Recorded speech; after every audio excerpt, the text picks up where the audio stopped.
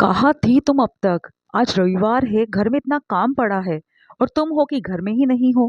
कहाँ घूम रही थी अब तक? पति अजय ने घर में घुसने से पहले ही सवाल करना शुरू किया। हाँ, आज रविवार था तो मैंने सोचा थोड़ा बहुत अपने और अपने बेटे के लिए वक्त निकाल लूं। अपर्णा ने जवाब दिया।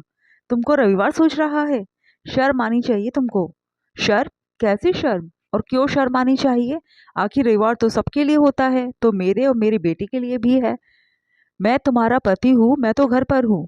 और तुम रविवार मनाने के लिए अकेली बाहर घूम रही हो? या घर में काम को लेकर मेरी माँ और तुम्हारी देवरानी अनन्या दोनों परेशान हो रही है?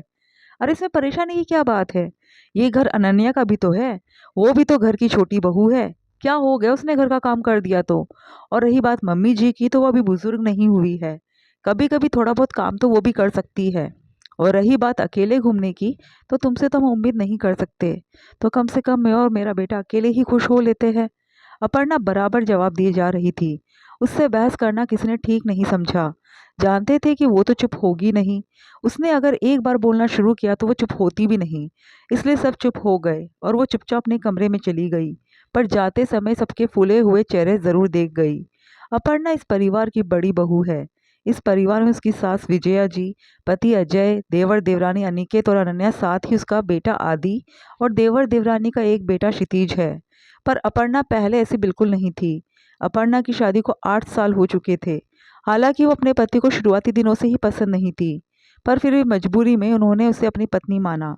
अरे भाई, आखिर जबरदस्ती की शादी करवाई थी, और वो भी उनकी मम्मी ने। दरअसल अजय की शादी से पहले अपनी कलीग रोमा के साथ अफेयर था।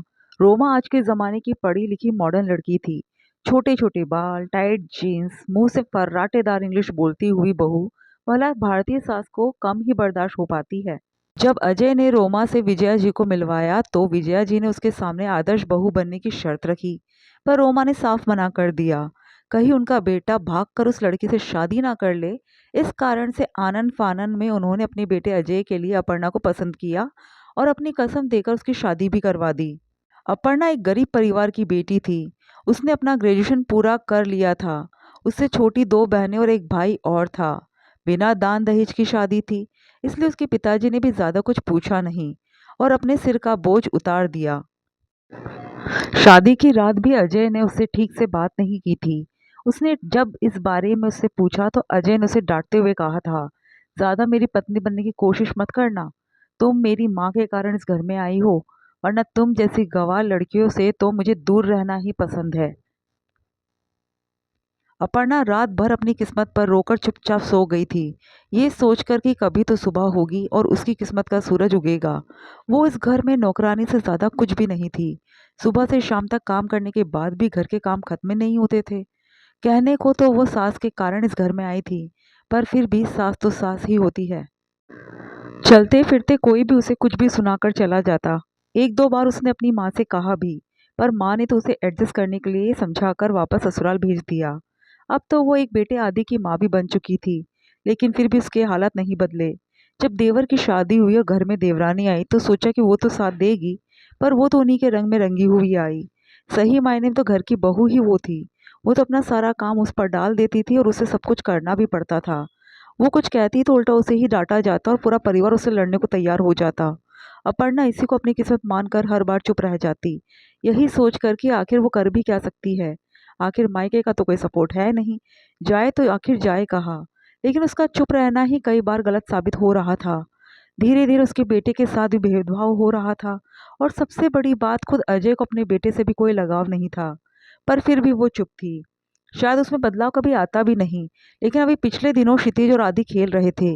बच्चे बड़े हो रहे हैं तो जाहिर सी बात है, बहसबाजी तो बच्चों में हो ही जाती है। एक छोटी सी कार के लिए दोनों लड़ पड़े। तब क्षितिज ने आदि को धक्का देते हुए कहा था, अरे तू क्या करेगा कार का? तुम लोग कहाँ जाते हो? मैं भी कार चलाना सीखूंगा और अपनी मम्मी को कार में घुमाऊंगा। आदि रोते हुए बोला। अरे तेरी और तेरी माँ की औकात भी है बाहर घूमने की, जो बेवजह आंसू बहा रहा है? कभी घर के बाहर निकले भी हो? अचानक देवर ने हंसते हुए कहा। ये सुनकर आदि ने कहा, चाचा आप तो गंदे हो। बस फिर क्या था? ये सुना था कि अजय ने आदि के गाल पर चाटा दे मारा, जिस कारण वो इतनी दूर जाकर गिरा। आखिर अपर्णा ने ही आकर आदि को उठाया और उसे रोते हुए को चुप कराया। उसे वहां देखकर विजया जी ने उससे पूछा, ऐसे क्या संस्कार दे रही है अपने बच्चे को? छोटे भाई से झगड़ा कर रहा है, बड़ों को जवाब दे रहा है, जैसे खुद है वैसे ही इसे बना रही है। मम्मी जी, वो सिर्फ अभी 6 साल का बच्चा है, उसे प्यार से भी समझाया जा सकता है। अपर्णा ने जवाब दिया। उसका सिर्फ इतना ही कहना था कि उस पर पूरे घर के लोग गुस्सा हो गए। इसलिए लाई थी तुझे मैं यहाँ कि तुम मुझे सुनाओ। बहू होकर सास से जबान लड़ाती है, तुझे शर्म नहीं आती? मैंने तो सोचा था कि गरीब घर की है, पर ये तो मेरे ही सिर चढ़कर तांडव कर रही है। ये सुनकर अजय अपर्णा पर चिल्लाते हुए बोला, तुम्हारी इतनी हिम्मत कि तुम मम्मी से जबान लड़ा रही हो? औकात नहीं है तुम्हारी एक कोड़ी की भी। घर से निकाल देंगे तब अक्ल ठिकाने आएगी, जब धर धर की ठोकरें खाने को मिलेगी। अरे मेरी औकात को तो छोड़ो, पहले औकात नहीं है तुम्हारी मुझे घर से निकाल देने की।